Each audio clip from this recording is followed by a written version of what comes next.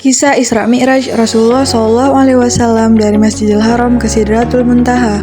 Isra Mi'raj merupakan salah satu peristiwa penting yang dialami oleh Nabi Muhammad SAW. Peristiwa ini menjadi salah satu bukti kebesaran Allah Subhanahu wa Ta'ala. Tak hanya bagi Rasulullah, peristiwa Isra Mi'raj juga penting bagi seluruh umat Islam. Sebab dalam peristiwa ini Nabi Muhammad SAW mendapatkan perintah sholat dari Allah Subhanahu wa Ta'ala. Isra Mi'raj adalah peristiwa perjalanan Rasulullah SAW dari Masjidil Haram menuju Masjid Al-Aqsa. Kemudian Nabi Muhammad SAW dibawa ke langit ketujuh untuk diperlihatkan sebagian dari kebesaran Allah Subhanahu wa Ta'ala. Beliau juga mendapat perintah salat 5 waktu dari Allah Subhanahu wa Ta'ala. Peristiwa Isra Mi'raj telah dijelaskan oleh Allah Subhanahu wa Ta'ala dalam Al-Quran surat Al-Isra ayat 1, yang mana artinya, Maha suci Allah yang telah memperjalankan hambanya pada suatu malam dari Masjidil Haram ke Masjid Al-Aqsa yang telah kami berkelahi sekelilingnya agar kami perlihatkan kepadanya sebagian dari tanda-tanda kebesaran kami. Sesungguhnya dia adalah Maha Pendengar lagi Maha Mengetahui. Perlu diketahui, Isra Mi'raj merupakan penggabungan dua peristiwa. Isra dimaknai dengan perjalanan malam hari yang dilaksanakan Rasulullah SAW dari Makkah menuju Baitul Maqdis. Sementara itu, Mi'raj merupakan peristiwa di mana Allah Subhanahu wa Ta'ala mengangkat Nabi Muhammad SAW dari Masjidil Aqsa melewati langit ketujuh menuju Sidratul Muntaha. Peristiwa Mi'raj ini yang nantinya memunculkan perintah sholat 5 waktu bagi umat Islam.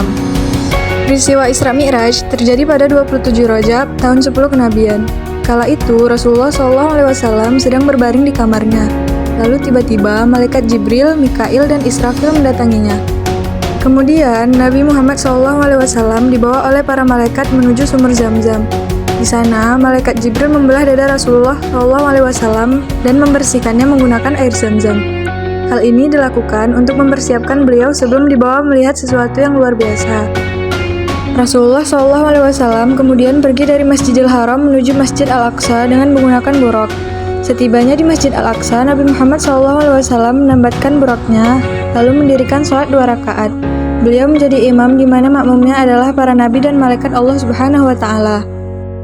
Setelah itu, Rasulullah SAW bersama malaikat Jibril diajak pergi ke langit ketujuh. Di setiap lapisan langit, Nabi Muhammad SAW bertemu dengan nabi-nabi terdahulu. Berikut ringkasannya. Kisah di langit pertama. Di langit pertama, Nabi Muhammad SAW bertemu dengan laki-laki berbadan tinggi mencapai 60 siku ke langit, sekitar 27 meter. Saat menoleh ke kanan, laki-laki itu tersenyum. Namun saat menoleh ke kiri, ia menangis. Selamat bertemu, wahai anak yang soleh dan nabi yang soleh, kata laki-laki tersebut saat melihat Nabi Muhammad SAW. Siapakah dia? Tanya Nabi Muhammad SAW. Ia ternyata adalah Nabi Adam alaihissalam yang merupakan nabi dan manusia pertama di dunia. Ada alasan mengapa Nabi Adam alaihissalam tersenyum dan menangis. Saat melihat ke sebelah kanan, ia melihat keturunannya yang masuk surga. Sementara saat melihat ke sebelah kiri, ia melihat keturunannya yang masuk neraka. Kisah di langit kedua. Saat tiba di langit kedua, Nabi Muhammad SAW bertemu dengan Nabi Yahya alaihissalam dan Nabi Isa alaihissalam. Di sana, Rasulullah SAW disapa, "Selamat datang wahai saudaraku yang saleh." Kisah di langit ketiga. Setibanya di langit ketiga, Nabi Muhammad SAW bertemu dengan Nabi Yusuf alaihissalam.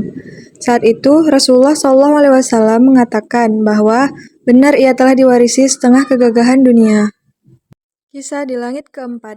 Di langit keempat, Rasulullah SAW bertemu dengan Nabi yang pertama kali menulis menggunakan pena dan menjahit pakaian, yaitu Nabi Idris alaihissalam. Kisah di langit kelima. Sesampainya di langit kelima, Rasulullah SAW kemudian bertemu dengan Nabi Harun alaihissalam.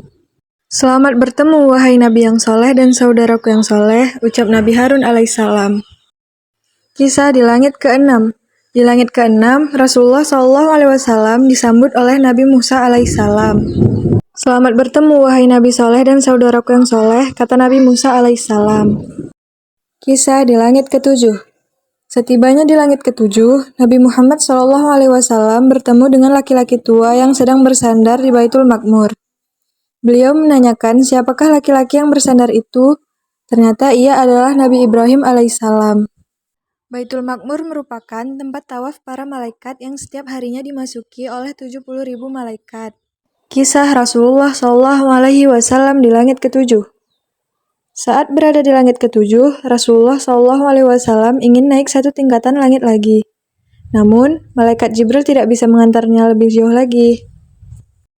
Lalu, naiklah Nabi Muhammad SAW ke Sidratul Muntaha, yakni sebuah tempat di atas langit ketujuh dan di dekatnya ada surga. Keindahan Sidratul Muntaha tak bisa digambarkan. Bahkan Rasulullah SAW sampai terkagum-kagum melihatnya.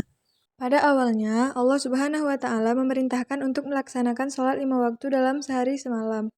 Lalu Rasulullah SAW turun dari Sidratul Muntaha dan bertemu Nabi Musa di langit ke-6.